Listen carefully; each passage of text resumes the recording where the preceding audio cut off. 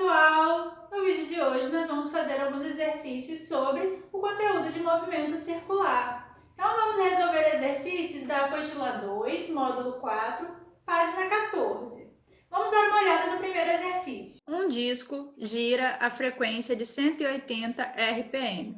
Converta essa frequência para Hertz e obtenha o período em segundos. Então no exercício número 1 a gente tem um disco que gira com frequência de 180 RPMs e a gente precisa transformar então essa frequência para Hertz e calcular o período de revolução desse disco, o período que ele leva para girar, o tempo que ele leva para dar uma volta completa. Então vamos lá. O que é esse frequência de 180 RPMs? RPMs é uma unidade para frequência que não é do sistema internacional, mas que também é usada, que é revoluções por minuto ou voltas por minuto, tá? Então, essa unidade aqui, quando a gente vai relacionar com o Hertz, a gente tem que lembrar que a unidade de Hertz, ela vai vir lá do cálculo da frequência. E a frequência, a gente viu que é 1 sobre período, é o inverso do período. Como a unidade do período é o segundo, a frequência tem unidade de 1 sobre segundo. Então, o Hertz, ele significa que ele é segundo a menos 1. Ele é o inverso do segundo, tá? E a gente vai relacionar essa ideia de que 1 Hertz é igual a 1 sobre segundo para relacionar uma unidade que utiliza o minuto como base, né? Revoluções por minuto. Então, eu estou utilizando a unidade de minuto para marcar o tempo dessas voltas, tá? Então, a gente tem que lembrar que 1 minuto possui 60 segundos. Então, 1 Hertz vai ser 1 sobre 60. Como é que vai ficar a frequência ali, ó? Se a frequência era igual a 180 RPM, quando a gente substitui isso aqui para Hertz, quando a gente transforma para Hertz, vai ficar 180 por 60, tá? 1 minuto possui 60 segundos. Então, a gente vai ter que dividir 180 por 60. 180 dividido por 60, ó. Corto 0 com 0, 18 dividido por 6, 3 Hz. 180 RPMs equivale à frequência de 3 Hz.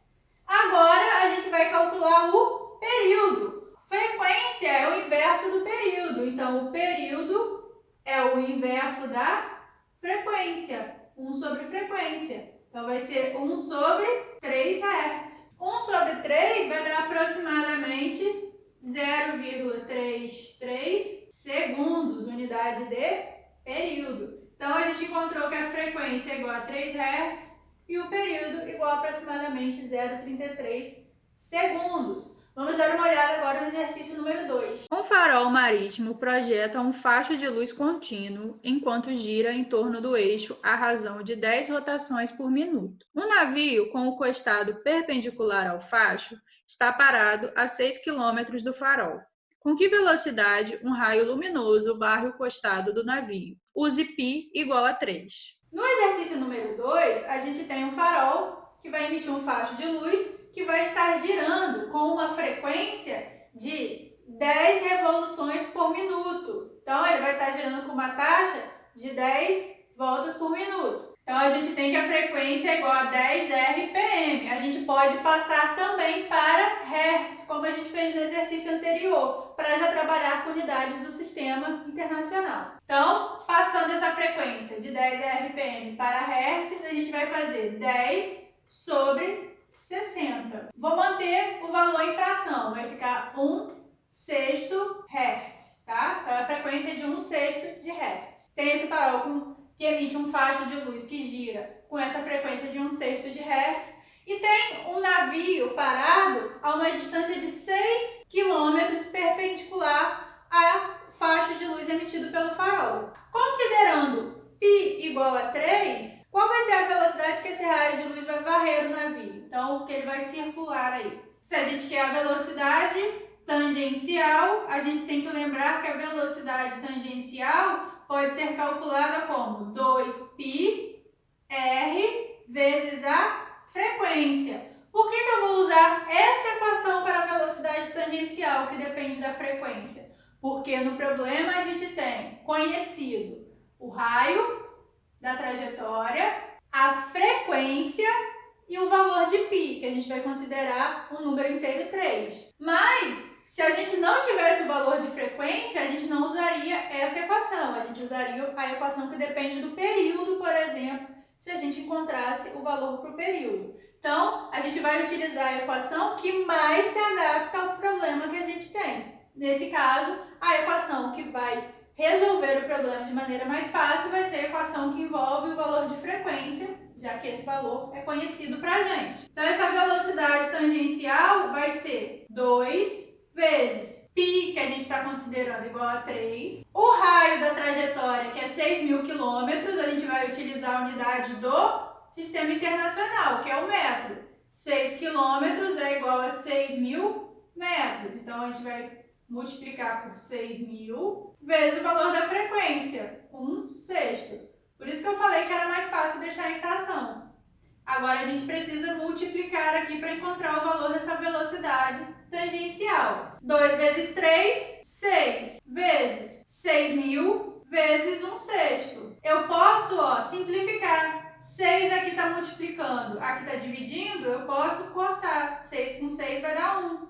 Então, vai dar velocidade tangencial igual a 6.000 metros por segundo. Velocidade tangencial, a unidade vai estar em metro por segundo. Vamos dar uma olhada agora no exercício número 3. O ponteiro dos minutos de um relógio analógico mede 50 centímetros. Letra A, qual a velocidade angular do ponteiro? Letra B, calcule a velocidade linear da extremidade do ponteiro. Então, no exercício número 3, a gente tem o ponteiro de um relógio dos minutos. Então, o tempo aqui vai estar em minuto. Quanto tempo o ponteiro de um relógio dos minutos leva para dar uma volta completa? Leva 1 hora. O ponteiro dos minutos leva 1 hora, que é igual a 60 minutos. Então, temos uma informação já aí. O tempo de revolução, o período, o tempo para uma volta completa é igual a 60 minutos. Se a gente passa isso aqui para segundos, para ficar em unidade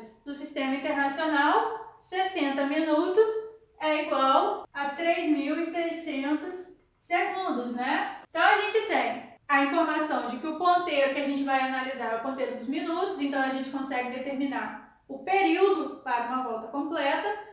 E a gente sabe que o comprimento desse ponteiro é de 50 centímetros. Então, a gente sabe o raio da trajetória circular, A distância entre o centro e a extremidade do círculo que esse ponteiro vai descrever. 50 centímetros vamos transformar também para a unidade do Sistema Internacional. Vamos passar para metro. Então, 50 centímetros é igual a 0,5 metros ou meio metro. A letra A pede para a gente calcular a velocidade angular desse ponteiro.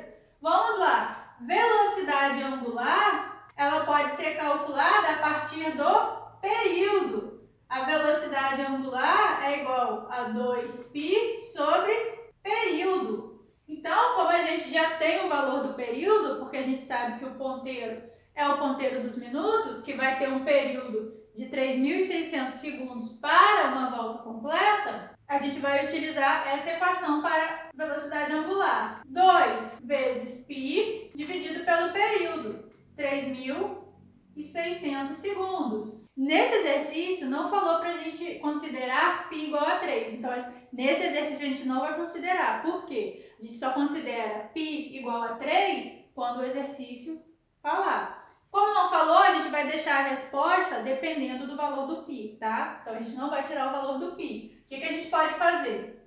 Velocidade angular, mantendo o π, 2 sobre 3.600, a gente pode simplificar. A gente divide em cima e embaixo por 2. 2 dividido por 2 dá 1.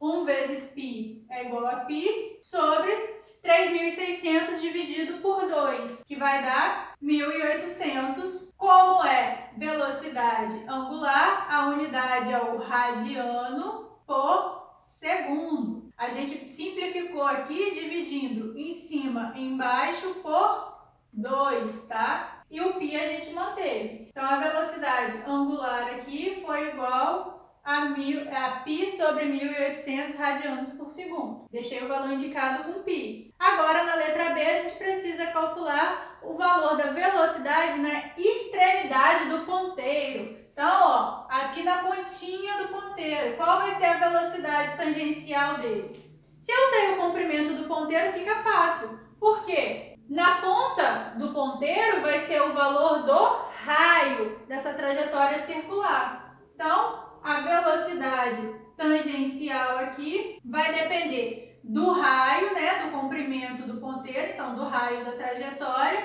Como a gente conhece o valor do período, a gente vai usar a equação que dependa desse valor. 2πr sobre o período. De novo, não vamos substituir o valor do π, tá? Vamos manter. Vai ficar 2π, o raio que vale 0,5 metros, sobre o período, 3.600 segundos. Fazendo essa conta, 2 vezes 0,5 é igual a 1. Então, vai ficar 1 vezes π sobre 3.600. Então, a velocidade tangencial vai ser π sobre 3.600 metros por segundo. Então, esse foi o valor da velocidade tangencial do exercício número 3. Vamos dar uma olhada agora no exercício número 6 da página 15. Em um circuito oval da Fórmula Indy, um piloto completa 10 voltas a cada 30 minutos. Calcule a frequência e o período desse movimento. Então, no exercício número 6, a gente tem um circuito oval da Fórmula Indy, onde o carro completa 10 voltas a cada 30 minutos e pede para calcular a frequência e o período desse circuito. Então, o que a gente tem? Que o carro ele vai completar 10 voltas em 30 minutos. Então, a gente tem o número de eventos, né? O número de voltas e o intervalo de tempo para esses eventos ocorrerem, para essas 10 voltas ocorrerem. Para a gente calcular a frequência, a gente tem que lembrar que frequência é número de eventos, então o número de voltas, dividido pelo intervalo de tempo. Nesse caso, o número de eventos são as 10 voltas e o intervalo de tempo é 30 minutos. A gente quer a frequência. Unidade de frequência é o Hertz, que no sistema internacional depende do segundo. Então, a gente tem que passar esse minuto para segundo. Então, a gente tem que fazer 30 vezes 60 segundos, né? Para passar de minuto para segundo. 30 vezes 60 vai ser igual a 1.800 segundos. Então, no lugar do ΔT aqui, a gente vai substituir pelo tempo em segundo. 1.800. Fazendo a divisão aqui, 10 por 1.800 vai ficar 1 sobre 180 Hz. Então, essa é a frequência desse circuito oval. Para calcular o período, a gente pode lembrar que período é o inverso da frequência, 1 sobre frequência. Então, vai ser 1 sobre 180, vai ficar 180 segundos, o inverso disso aqui. 180 sobe, 1 desce. Então, o período vai ser de 180 segundos. Vamos dar uma olhada, então, agora no exercício número 7 da página 15. Uma mosca pousou sobre um disco de vinil que está girando em uma vitrola. Sabendo que essa mosca pousou a 15 centímetros do centro do disco e que durante o tempo que permaneceu pousada, sua trajetória descreveu um arco de 45 graus, calcule seu deslocamento escalar em centímetros, use π igual a 3,14. Então, no exercício número 7, a gente tem uma mosca que vai pousar sobre um disco que está girando e ela vai pousar a uma distância de 15 centímetros do centro desse disco. Quando esse disco se deslocar, né, a mosca ela vai se deslocar junto, então ela vai descrever um deslocamento angular ali, tá? Vai ter uma variação de ângulo. E o arco que ela vai descrever ao se deslocar junto com o disco, né? Esse arco aqui de trajetória, ele vai ter 45 graus. O exercício pede para a gente calcular o deslocamento escalar. Então, que distância é essa aqui, ó, entre o ponto que ela pousou e o ponto que ela vai sair de cima do disco, nesse arco de 45 graus, considerando π igual a 3,14. Se a gente quer calcular o deslocamento escalar, a gente tem que lembrar que o deslocamento escalar depende do deslocamento angular, que a gente sabe que é 45 graus. O deslocamento angular é igual ao deslocamento escalar, que é o que a gente quer, sobre o raio. O raio vai ser a distância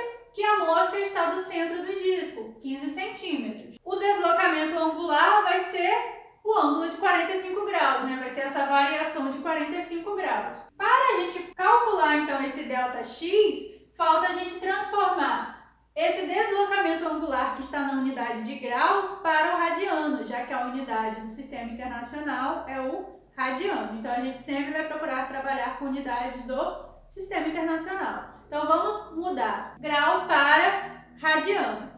Vamos lembrar lá que 360 graus é igual a 2π. Se eu quero saber quanto vai ser 45 graus, eu posso fazer uma regrinha de 3. Então, x vai ser igual a 2π vezes 45 dividido por 360. Vai ficar 90π sobre 360. Isso aqui vai ser igual, fazendo essa conta, simplificando aqui, vai dar π sobre 4. Esse deslocamento angular vai ser igual a π sobre 4 radianos. Substituindo aqui para poder achar o valor do deslocamento escalar, vai ficar, ó, deslocamento escalar vai ser o deslocamento angular vezes o raio. Deslocamento angular, a gente já viu que é π sobre 4. O raio, 15 centímetros, a gente não vai precisar transformar o raio que está em centímetro para metro. Por quê? O exercício pede a resposta em centímetro, pede o deslocamento escalar em centímetros, então por isso a gente não vai precisar transformar. Substituindo aqui o valor do π por 3,14, eu vou ter que o deslocamento escalar vai ser 3,14 sobre 4 vezes 15. Se a gente fizer essa conta, a gente vai encontrar o resultado de 11,77 centímetros. Então, o deslocamento escalar dessa mosca ao girar junto com o disco vai ser de 11,77 centímetros. Então, aqui a gente encerra esse vídeo sobre os exercícios da apostila do módulo 4 das páginas 14 e 15.